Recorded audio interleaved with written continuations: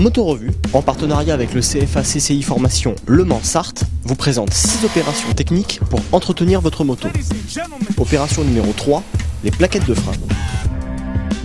Pour cette intervention, nous aurons besoin de dégrippants, de nettoyants freins adaptés, de chiffons de protection, de clés BTR et de tournevis plat, de clés à tube, de cliquet ou d'un T de force adapté à une douille, puis d'une pince multiprise.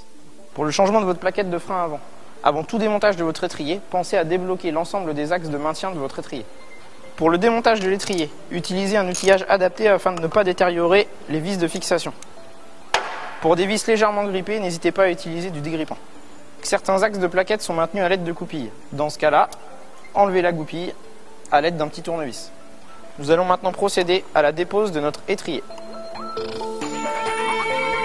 Lors du retrait de l'étrier, faites attention de ne pas abîmer le rebord de votre jante. Retirons maintenant la plaquette ressort, puis enlevons l'axe de maintien des plaquettes.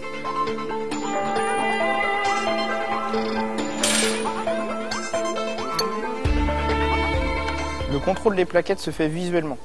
C'est l'épaisseur de vos garnitures et la rainure intérieure de vos plaquettes qui vont déterminer le changement ou non de ces éléments. Lors du changement de vos plaquettes, pensez à vérifier l'état de vos pistons d'étrier, à la fois leur traitement mais aussi l'absence de fuite au niveau de leurs joints extérieurs. Un bon retour des pistons est aussi essentiel à un bon circuit de freinage. Pour le bon nettoyage de vos pistons d'étrier de frein, utilisez du papier 600 ou 800 à l'eau imbibé de dégrippant. Et à l'aide d'une petite lanière de papier, procédez au nettoyage comme ceci.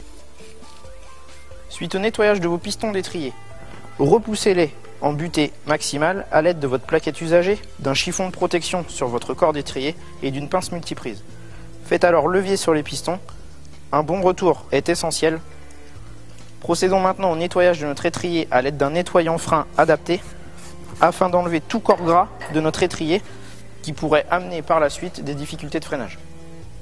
Il est aussi important de nettoyer et de vérifier l'axe de maintien des plaquettes car un axe creusé ou endommagé pourrait empêcher la liberté de mouvement de nos plaquettes de frein. Procédons maintenant à la mise en place des plaquettes neuves, puis de leur axe de maintien.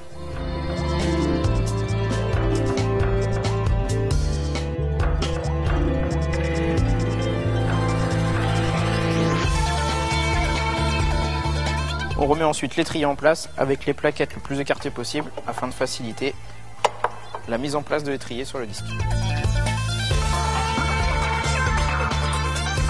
Pour le serrage final de votre étrier, idéalement, procédez au serrage à l'aide d'une clé dynamométrique réglée au couple prescrit par le constructeur. Sinon, utilisez un cliquet à l'aide d'une douille adaptée.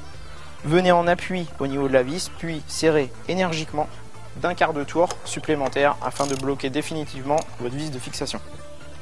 Pensez également à bloquer définitivement votre axe de plaquette de frein. Vous procédez de la même manière sur le deuxième étrier si votre moto en est équipée.